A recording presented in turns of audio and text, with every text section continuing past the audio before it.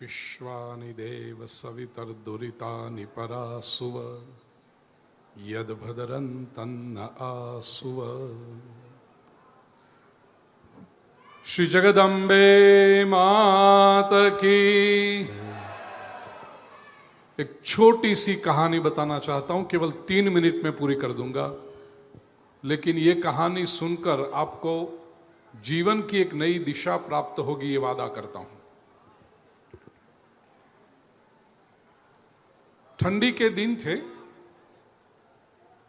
चारों तरफ बर्फ गिरी हुई थी, सफेद चद्दर सी छा गई थी पृथ्वी पर, और उस समय एक सफेद हंस आकाश में ऊंचाई पर उड्डयन कर रहा था। उसकी दृष्टि नीचे गिरी, देखा कि पूरी सफेद चद्दर सी छाई हुई है और एक जगह पे काला सा धब्बा है, दाग जैसा है। तो उसने सोचा ये दाग कहां से आया। नीचे आया, वो अपने उड्डयन को छोड़कर अपने गंतव्य की ओर जो यात्रा कर रहा था वो छोड़कर नीचे आया, देखा एक चूहा बेहोश पड़ा है ठंडी की वजह से। अब हंस स्वभाव से करुणावान है, दया आ गई उसको, सोचा थोड़ी सी गर्मी दे दें इसको, बेहोश पड़ा है ठंडी से, जाग जाएगा। हंस नीचे आया और चूहे के ऊपर अपने पंख फैला कर बैठा। पंख की गर्मी आई, चूहा जो ठंड की वजह से उसका रक्त जम गया था, बेहोश हो गया था, वो धीरे धीरे रक्त पुनः बहने लगा। होश में आया चूहा, और चूहा जब होश में आया तो उसको लगा ये क्या है मेरे ऊपर। गंध से पता चला किसी पक्षी के पंख हैं, और चूहा का स्वभाव, चूहे का पंख हैं तो उसने काटने की शुरुआत की।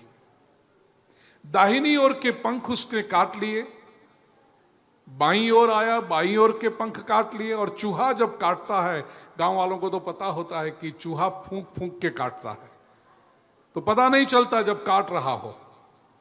साइंस के लोग कहते हैं कि वो चूहा जब फूंक फूंक के काटता है वो लोकल एनेस्थेशिया दे रहा होता है। जब काट रहा है तब पता नहीं चलता, सुबह व्यक्ति उठे तब पता चलता है कि चूहे ने काट लिया। दोनों ओर के पंख जब काट लिए गए, अब काटने को कुछ बचा नहीं, तो चूहा दौड़कर निकल गया। हंस ने देखा कि ये चूहा गया, हंस को प्रसन्नता हुई, चलो एक जीव की रक्षा मैंने कर ली, अब मैं चलूं अपने यात्रा की ओर, अपने लक्ष्य की ओर। हंस ने उड़ने का प्रयास किया, वो उड़ नहीं पाया, उसके दोनों पंख कट चुके थे। इस हंस की वेदना को आप समझ सकते हैं।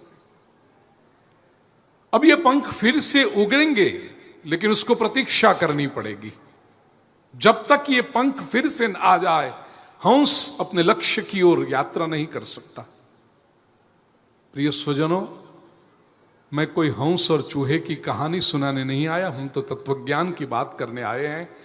उपनिषद में यह कथानक मिलता है, यहां हंस यह आत्मा का प्रतीक है। आज की कथा में महाराज श्री अपने आत्मा, महात्मा और परमात्मा का बहुत सुंदर विश्लेषण किया। हंस यह आत्मा का प्रतीक है। आत्मा परमात्मा की ओर उड्डयन करता है और उसकी दृष्टि नीचे भूमि पर पड़ती है। मन रूपी चूहा बेहोश पड़ा है। आत्मा का स्वभाव है, करुणावान है, जैसे हंस करुणावान है। तो उसको लगता है इस मन को ऊर्जा प्रदान करें, चेतना प्रदान करें, क्योंकि मन बहुत सक्रिय है। मन यदि जागृत हो जाए तो बहुत कुछ हो सकता है। आत्मा अपनी ऊर्जा प्रदान करता है, मन को चेतनवान बनाता है, चैतन्यवान बनाता है। लेकिन यह मन रूपी चूहा जब चैतन्यवान बनता है तो पहला काम क्या करता है? जैसे उस चूहे ने हंस के पंख काटे, ये मन रूपी चूहा आत्मा रूपी हंस के पंख काट देता है। और यह आत्मा, जब मन तो चंचल है फिर निकल जाता है, आत्मा को लगता है चलो मैंने एक मन को ऊर्जावान बनाया, उसमें चेतना प्रदान की, बहुत अच्छे काम करेगा और मैं अपने परमात्मा रूपी लक्ष्य की ओर आगे बढ़ूं। लेकिन पंख काट चुके हैं। उपनिषद कहते हैं मन एव मनुष्याणाम कारणम बंध मोक्षयो। यह आत्मा रूपी जो जीव है, संसार में बंधन निर्माण होते हैं। क्यों? मन रूपी चूहे की वजह से। अभी आत्मा रूपी पंख उड़ेंगे, उसको भी आएंगे पंख, लेकिन समय लगेगा। तो हम स्वाभाविक रूप से पूछें कि कोई ऐसा उपाय नहीं हो सकता कि ये पंख जल्दी से उड़ जाए? कोई ट्रीटमेंट, कोई इलाज करें हम, कोई दवाई लगाएं, कोई डॉक्टर? हाँ, ये आत्मा भी जो मन की वजह से संसार में बंधा हुआ, उसके पंख कटे हुए हैं, वो पंख उगेंगे। आज नहीं, बहुनाम जन्मनाम अंते ज्ञानवान माम प्रपद्यते, भगवत गीता में श्री कृष्ण कहते हैं। लेकिन ऐसा कोई उपाय है कि ये पंख जल्दी उग जाए आत्मा की, ताकि परमात्मा की ओर यात्रा शुरू हो जाए? यही तो काम है महात्मा का, जो डॉक्टर के रूप में आत्मा रूपी हंस के पंख जल्दी से उगे ताकि परमात्मा की ओर यात्रा शुरू हो जाए। प्रिय स्वजनों, मां भगवती जगदम्बा के स्थान में 3 दिन के लिए हनुमान जी का भक्त और गुरु कृपा का प्राप्त हुआ एक कुशल डॉक्टर आके बैठा हुआ है। और ये डॉक्टर 3 दिन के लिए कुछ ऐसा इलाज करेगा व्यासपीठ से कि आत्मा के पंख जल्दी उगे और हम परमात्मा की ओर यात्रा कर सकें। इसके लिए आप तो आए हो, लेकिन आपके स्वजनों को, पड़ोसियों को, रिश्तेदारों को, महाराज जी ने पूछा ना अंत में, सब अंबाजी वाले ही हैं तो बाहरगांव वाले कहां हैं? दर्शन करके हैं ना? हाँ, और बहुत सारे लोग ये परमात्मा की कृपा, ये महात्मा की कृपा प्राप्त करने के लिए यहां आए। प्रिय स्वजनों, जो आयोजन किया है मेरे प्रिय, मेरे आत्मीय आदरणीय प्रवीण भाई कोटक, पूरे परिवार का पिछले 20-25 वर्षों से मेरा संबंध रहा है। पिताजी सदगत तलक्षी भाई, मां सरस्वती बहन, प्रवीण भाई, अलका बहन, जयेश भाई, कविता बहन और समग्र कोटक परिवार।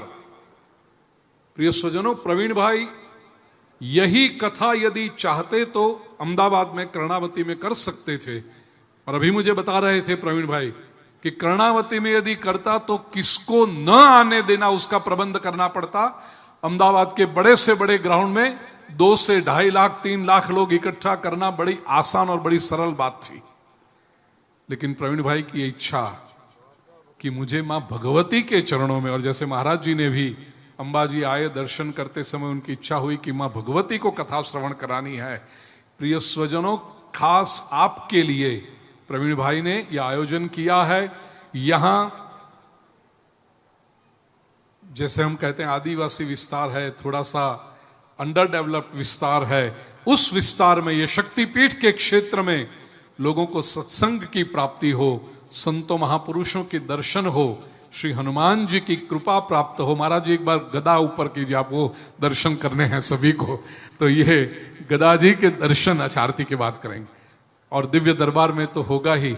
ये कृपा सबको प्राप्त हो। बार बार कुछ समय पहले पूज्य मुरारी बापू की कथा भी इसी ग्राउंड में थी, उस समय भी मैं आया था। आदरणीय श्री रमेश भाई, भाई श्री रमेश भाई ओझा की कथा भी यहां पर आयोजन की थी।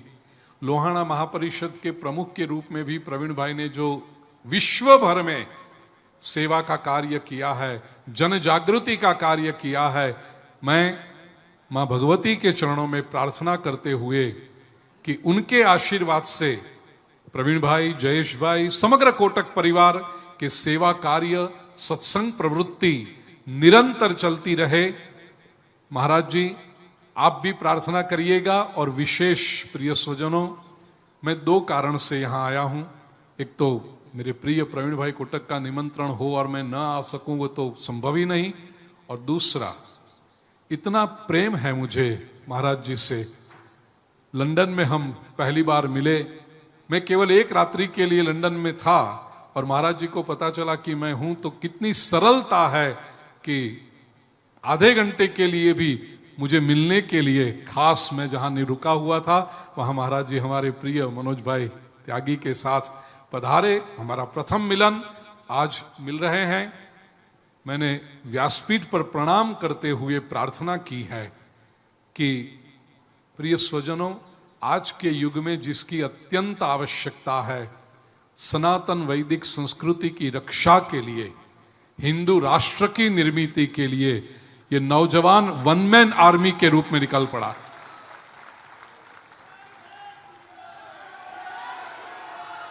और जोर से गर्जना होनी चाहिए।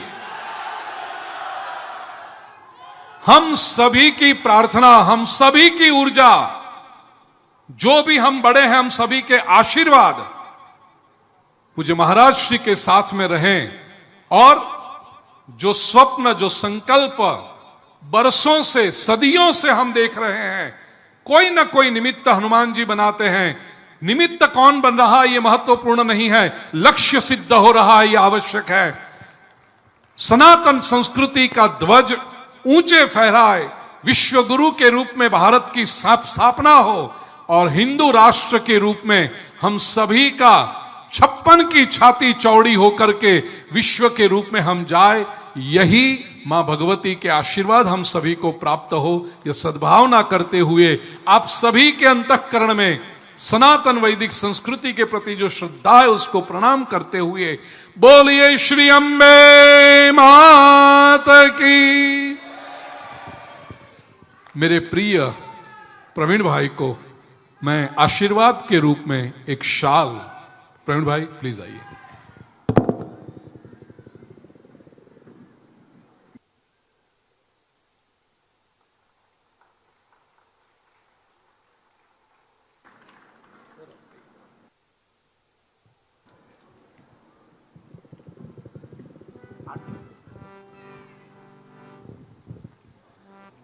बोले बागेश्वर धाम सरकार की, पूज्य गुरुदेव भगवान सन्यासी बाबा की, अम्बा माई की जय। जय श्री राम।